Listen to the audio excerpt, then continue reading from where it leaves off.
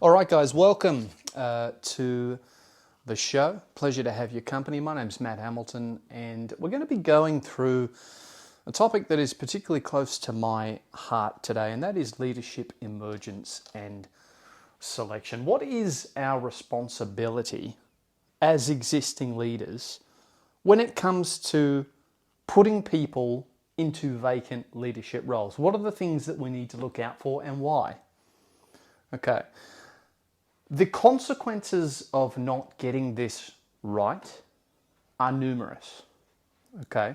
Firstly, if we're not robust about our selection process when it comes to ensuring that the incumbent meets our standards, we can in fact ensure negative outcomes for the organisation, the individual that we put into that leadership position, but also the people that we intend them to lead. And we'll go through that a little bit more.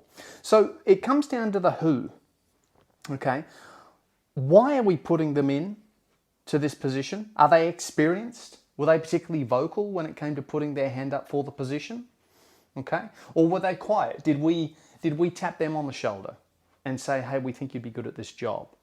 You know, did their resume say that they had led people before? There's a lot of things that go into the selection of a new leader. Now, a cautionary tale. Let's start off with a cautionary tale about how this can go terribly wrong.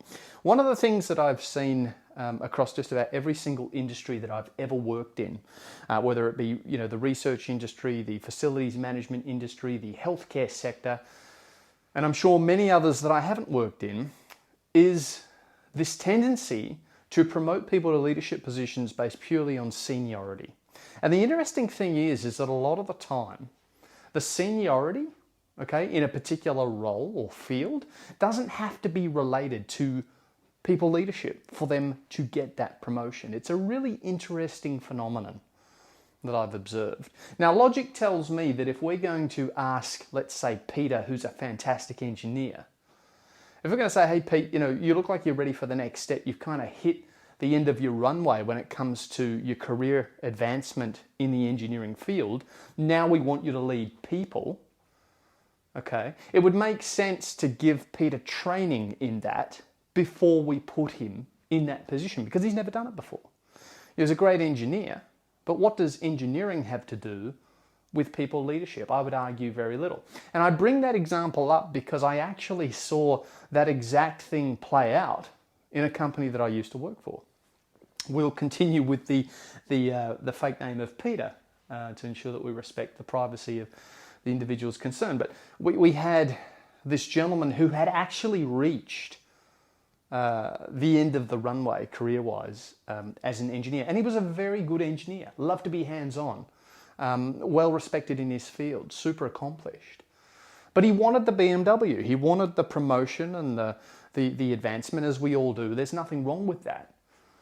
Okay, but the organization, I think, let him down by promoting him into a leadership position where all of a sudden he wasn't doing any engineering. He was now leading an operations team, facilities-wide, of 200 people. Now, yeah, sure, this team consisted of engineers, but he wasn't able to do any engineering in that role because he was dealing with people leadership, as you would expect in an executive leadership position. And if he wasn't directly leading people, he was mentoring people who led teams. Okay, he was that second-line report, sometimes third-line report. And he'd be in meeting rooms all day, dealing with high-level clients, dealing with other executives, budgets, projections, marketing, all this sort of stuff.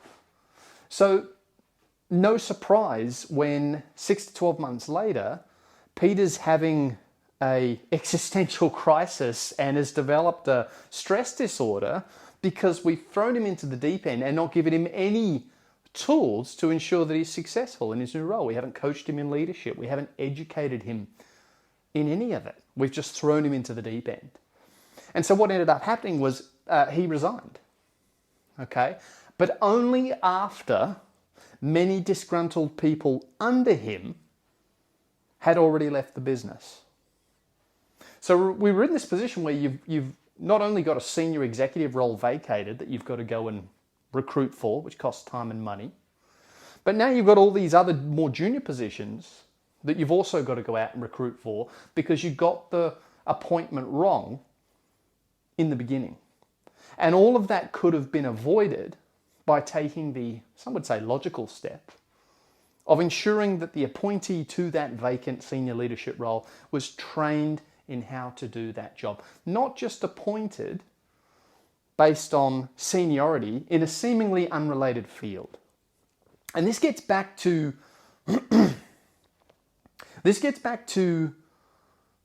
a bit of a bugbear of mine, which is that leadership is not treated as its own standalone profession. It's often seen as a bolt-on component to another role. And I had someone give me some really good advice one time. They said, there comes a point in your career where you are sufficiently senior enough that you have to make the choice between leadership or the other discipline that you want to do. You cannot do both at the same time because it doesn't work at scale. You are either one or the other. You want to be an engineer, a senior engineer, or you want to be a people leader at the executive level. You want to be a physician or you want to be a people leader. Okay. Fill in the blank for whatever position or profession you want. It's all the same. Okay. You have to make the choice to be a full-time people leader at some stage. You cannot do both. And that's a concept that I don't think we're very in tune with in the corporate world at the moment. So how do we then address this issue of filling a vacant leadership role? If it is someone like Peter who goes, well, look, I want that next step. I've served the company for a long time. Give me a shot. Well, sure, if we think that they've got some potential as a leader through our observation and through careful analysis of their previous experience, maybe we give them a shot. Maybe we give them some really in-depth leadership training if we're serious about that appointment. That would be the least that we should be doing. Okay. But you might have a situation where there might be somebody else in the team, okay, who's capable of filling that role that might show more potential than our hypothetical character of Peter. Except that they don't have the confidence to put their hand up in the same way that Peter has. Now, does that mean that they're not suitable for the leadership position? No, not at all. Not at all. Okay. Perhaps it shows humility that they haven't put their hand up and assumed that they would be the right person for the role amidst all this competition from the likes of Peter. So it's on you as the hiring manager and the hiring team to investigate these possibilities. Is it just Peter that is a possibility to fill this role? Are there others internally that we could investigate? And don't fall into the trap of assuming that just because someone's put their hand up, that they are the only appropriate or possible candidate to fill that role internally. Now, of course, all things being considered, you might have to recruit externally as well. Okay, maybe there's no one internally that you do deem appropriate, but in terms of leadership emergence, okay, it's not always the one that shouts the loudest that is the most appropriate. Okay? It comes down to some people are more confident than others, but that lack of confidence does not preclude you from being able to do the role effectively. Maybe there's some other traits that you've noticed as a senior leader in someone who doesn't have the confidence. Maybe they just need to be told that, hey, I believe in you. I think you've got what it takes to do this job. And maybe that's all they need. And indeed, I'd put myself in that category. I remember the first ever leadership role that I filled. The leadership was void for a little while. And I said to my boss at the time, after 2 months, I said, listen, we're a little bit rudderless down here. I think we need to speed up this recruitment process. We need to appoint someone. And he said, I'd hoped that was going to resolve itself. And what he meant by that was he had hoped that I was going to put my hand up and that I was just going to assume this leadership role without having the official title. Okay? And I didn't have the confidence at the time to take up that role. I would have seen it as imposing myself. And I would have thought that other team members would have thought, who is this guy? He doesn't have the title. He's not been appointed to the role. Who is he to tell me what to do? And of course, you lead by example and you do all those innate things that good leaders do, but that only goes so far. Okay? That only goes so far. And I think we need to be careful to consider that maybe there's a reason why people aren't putting their hands up. But that decision not to put the hand up does not preclude you, or should not preclude you, from consideration when it comes to the filling of that role. Okay? So we need to be very careful because the mental health impact of getting this decision wrong is very real. A few minutes ago, I detailed the scenario whereby, Peter ends up having a mental breakdown and leaving the business, but not before many of those reporting to him have. Let's go one step further. As a leader, and I don't care whether you have 2 direct reports or 2,000 reports. Okay, I certainly hope you don't have 2,000 reports. That'd be a lot of P&Ds to get through, but you get the gist of what I'm getting at here. It doesn't matter the scale on which you lead. If you lead people, you are a big deal. Now, what do I mean by that? You're a big deal because you have a direct impact on the mental state of the people who report to you. And that is important. You play a hand in impacting their mood and their mindset that they're in when they return from work, walk in the front door and interact with their partner, their wife, their husband, or their kids. We've all had leaders who weren't up to scratch, leaders who had unchecked personality flaws that were brought to the surface because they were not capable of doing the job that they were appointed to do.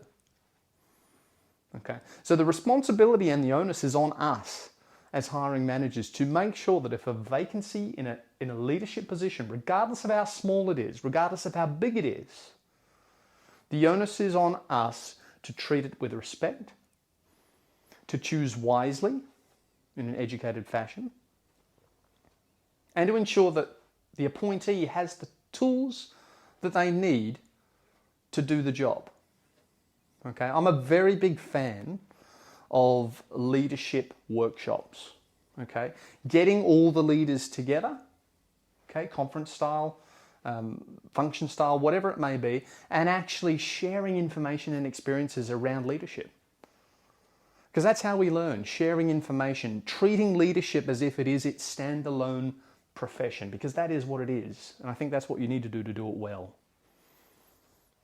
I also think that as well as mandatory training for incoming leaders, we should have ongoing refresher leadership training every couple of years or so, regardless of whether you're a senior leader or a junior leader. Because we need to treat this position with the respect that it deserves. I have said many times, I don't think there is any more consequential responsibility in a workplace or anywhere than leading people, because their mental health, okay, is in your hands. It's a very big deal. All right, so training can really help with that. Perhaps paying attention to personality traits that have been observed while they've been employed with the business is also a really good thing to pay attention to. But let's finish on this. If we get it wrong, let's say we go, look, this is all too hard. It's going to cost us thousands of dollars to go down this path in training and time and procurement, and we just really need someone in the role right now. They interview well. The resume says that they've led people. We have no reason to doubt that. Okay? References check out. It all looks good. Or maybe you recruit internally. Maybe you have someone who's an engineer like Peter and you go, look, yeah, he hasn't done a substantial people leadership role before, but he appears to be reasonably even-tempered, okay? We don't have a better option. We need a stopgap. Let's give him a shot. What are the consequences of not treating that recruitment process with the respect that it deserves?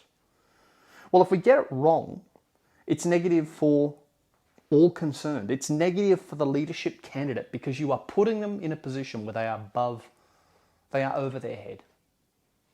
Okay? And they are likely to develop some sort of health condition, stress-related health condition. They will potentially damage their reputation if they're under enough stress and they act out accordingly. At the very least, they won't be enjoying their role. Okay? And they might end up leaving the business. Then you've got the team that reports to them. There's stress there because you put them in a position now where they report to someone who really doesn't know how to do the job that they've been appointed to. And you might have some resignations there as a result of that.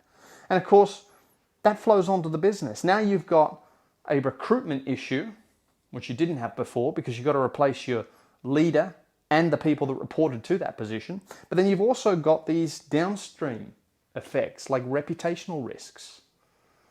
Okay, because people talk, you know.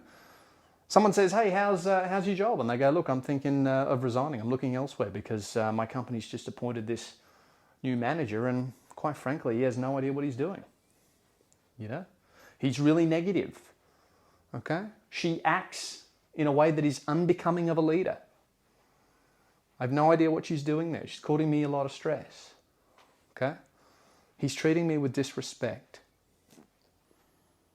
And then, of course, you've got that reputational risk to deal with as well. So it's a big deal. And I come back in closing to the point that I raised towards the beginning. It doesn't matter whether you lead 2 or 2,000 people, you are a big deal because of the influence and the impact that you have on the mental health of the people that report to you. Psychosocial hazard is a term that you will hear in the workplace, and it's very real. Okay, so the onus is on us as hiring managers to get this decision right and treat leadership with the respect that it deserves. Guys, thank you so much for tuning in, and I look forward to you joining me for the next one.